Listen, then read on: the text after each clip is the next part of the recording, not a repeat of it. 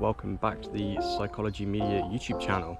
Today we're going to be talking about tyres, i.e. what size, what width, weight, compound, tread, why you'd use them, whereabouts, the advantages, disadvantages of using certain tyres. Yes, when you're first looking at them it can be very daunting, but hopefully with this video it sort of breaks down your different user needs, riding experiences of them, and what sort of terrain you're going to be riding, what tyre suits what need. So the size and width of your tyres are determined by your bike and your riding style, unless you're riding a mullet, which is a 29er up front and a 27.5 at the back. Business in the front, party in the back. Makes sense. But yeah, generally, if you're buying a bike straight out the shop or online, depending on where you get it from, your tyres will be the same size. So you can have a 2.3 up front and a 2.3 at back. Yeah, all your tyres will be the same.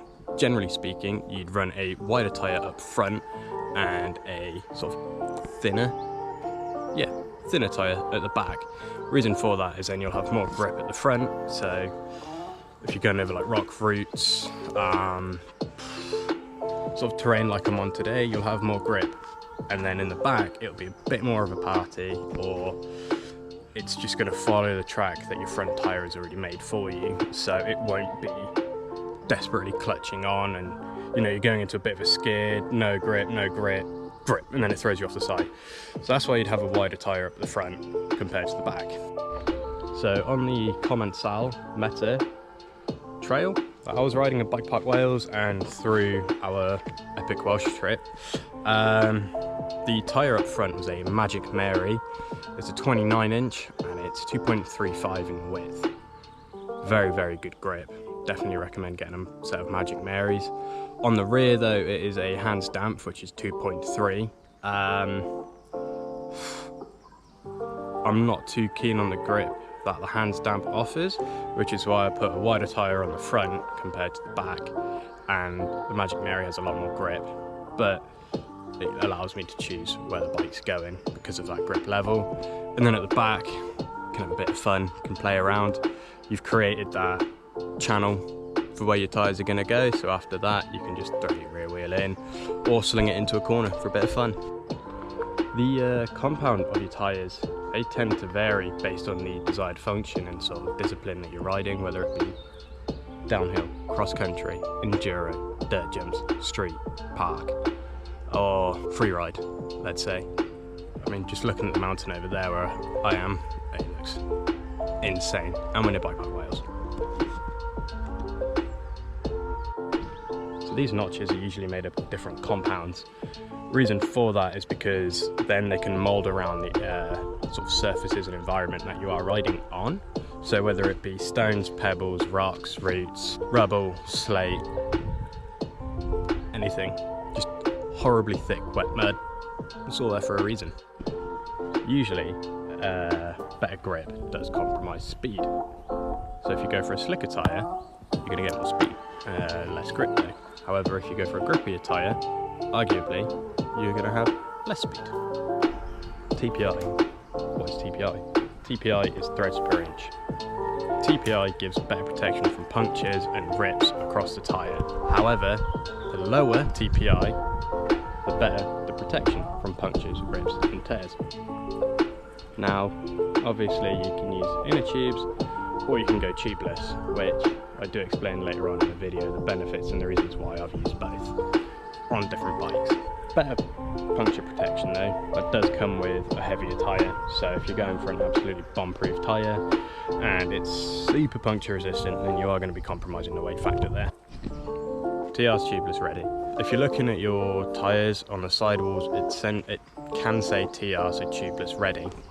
So you can stick a tube in there if you want.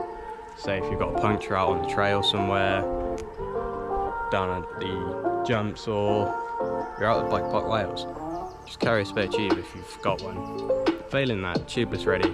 If you've got tubeless ready rims and you want to get a new set of boots for your bike and you want to go tubeless, make sure the tyre says TR ready on it. It's not going to hold if you don't, but with that in mind, hopefully we've cleared up a few things.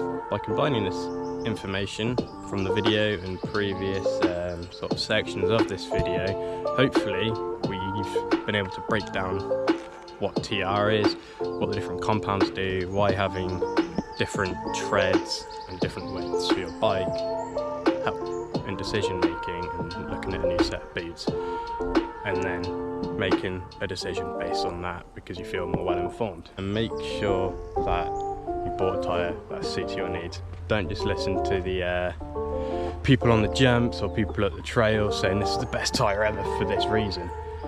Yep, okay, for that reason, but you might not be riding that all the time. So hopefully we've been able to break down a few things in this video, and you can go back home, you can sit down with a cup of coffee, beer, tea, whatever tickles your fancy, and make the best decision. Tag us in your photos as well if you're getting a new set of boots, and join the Psychology server media as well. Get tagging on Insta. So I've been running the Max's Pace tyres, the 26 2.1s for a while. They were gifted to me by Jake Evans, so cheers mate. The reason why I swapped over to those is because the tread's slightly different compared to my Vans Colt ones. Much like the shoes, the tread's sort of inverted on Vans. They're wicked on dirt jumps, they're wicked on pump tracks, skate parks.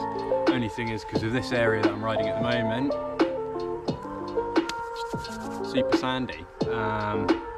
So I wanted a tyre that gripped more on the sand, and the Paces do a really good job of that. So I'm riding those for the time being. Riding the 2.1, I was used to that sort of width of tyre anyway, so it's fine for like foot jams. The Maxes are a little bit heavier, but nothing major. It's not that much of a difference compared to my Vans, the white walls, but it's a little bit noticeable. But when you're in the air, you feel a bit more stable, so that's always nice, especially when you're going over big jumps and doing tricks and trying to learn stuff. So yeah, that's the reason why I'm riding the Paces at the moment, and they look pretty bling with my frame protector on. The Vans Colt ones, the 2.1s, the white walls that I've been riding for a number of years, I used to prototype them a couple of years back now, and they made a few changes. With that, they were slightly lighter. The red sort of stripe around the sides is slightly different material, which is nice. And yeah, now they're in full production. Well, they have been for a few years now, and I've been riding them ever since because they're a wicked tyre. But for sand, I prefer the Maxes anywhere else. So dirt jumps or skate parks, pump tracks, I'd be on the Vans ones. And with the white walls, they pop out quite a lot, so that's really cool. Quick thing to add on my tyres, I don't run them tubeless, I stick tubes in them. I've had the opportunity to, but it's not something that I really want to try on a dirt jumper. If I blow up an inner tube, I always carry a spare in my bag, and if I've got the car, then there's a pump in the car. But I know some people that do run tubeless, they say it's really good. Yeah, sure, on a mountain bike, like a full cess, I'd be willing to do it, but maybe not yet on my dirt jumper.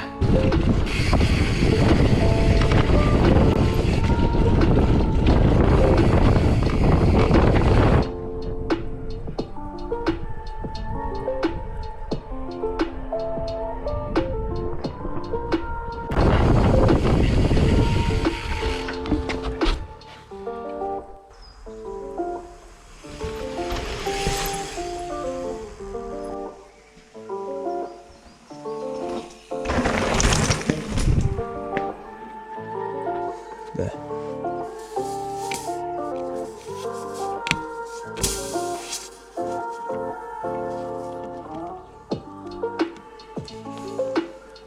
Decent.